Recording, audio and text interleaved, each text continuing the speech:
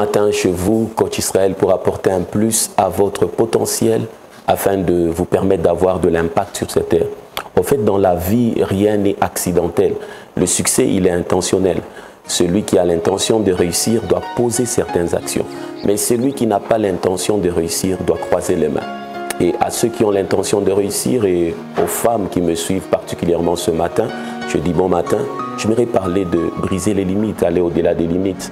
Il est important de comprendre comment les choses se passent. Il y a une histoire qui retient mon attention, c'est celle de Nick. Il est né sans mains, sans pieds, sans bras. Et quand tu le regardes, ça paraît être un monstre. Mais l'histoire de sa vie nous donne une image forte, des leçons importantes sur le fait de briser les limites. Alors il dit ceci, quand tu regardes sa vie, il a voulu être orateur, motivateur.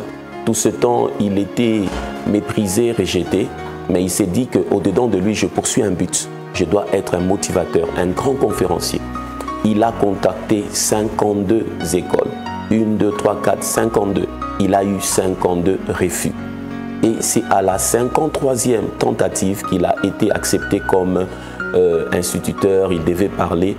Il a fait un parcours de 5 heures pour parler pendant 5 minutes à 10 étudiants. 5 heures, 5 minutes à 10 étudiants.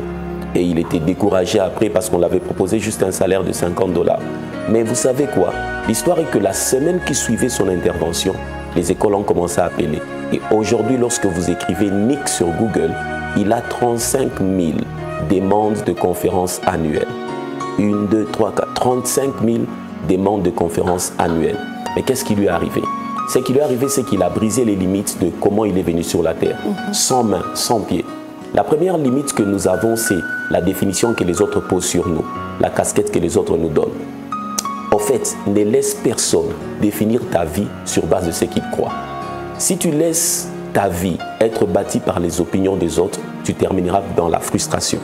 Mais si tu laisses ta vie être bâtie par tes propres opinions, tu termineras dans la promotion.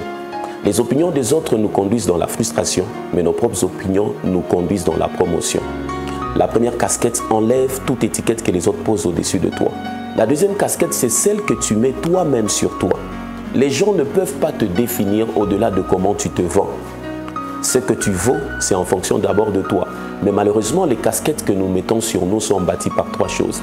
Elles sont d'abord bâties par l'une de mauvaises choses que je décourage et que je dis à toutes les femmes qui fêtent le mois de mars, c'est être esclave des opinions des autres. On n'est pas censé avoir le regard tourné sur ce que les autres pensent. Lorsqu'on joue au foot, on est concentré sur ceux avec qui on est sur le terrain. Les opinions des autres sont comme ceux qui sont dans le gradin. Ils crient deux fois sur le coach, sur le joueur, mais ils ne contribuent même pas pour que le joueur puisse être habillé. Au fait, ne sois pas esclave des opinions des autres. Quand tu es bien habillé, c'est d'abord toi qui apprécies. Quand tu parles bien, c'est d'abord toi qui apprécies. Tu es le premier supporter de ta vie. La deuxième des choses qui fait, c'est que nous puissions mettre une casquette sur nous, c'est l'environnement limité. Lorsqu'on est dans un environnement limité, on se dit qu'on est devenu ce que l'environnement a dit de nous. Non, il faut aller au-delà des limites de l'environnement. Et la troisième des choses qui fait c'est que nous puissions mettre une casquette sur nous, c'est le manque de modèles qui ont réussi autour de nous. Quand on est dans un milieu où on n'a pas de références de succès, on commence à se dire que nous aussi on est de la même chose. On n'est pas ce que les autres n'ont pas fait. Moins encore, on n'est pas ce que les autres ont fait.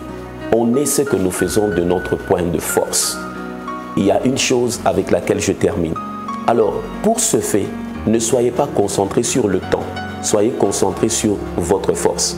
Parce que sur le temps, tu n'as rien à ajouter. Que tu le veuilles ou pas, quand tu dors, le temps passe. Quand tu travailles, le temps passe. Quand tu pleures, le temps passe. Tu n'as rien à ajouter. Mais tu dois te concentrer sur ta force. Parce que ta force, tu peux l'augmenter et t'imposer dans le temps. Brise tes limites et tu vas manifester ton potentiel. Bon matin et bon mois des femmes à toutes celles qui me suivent.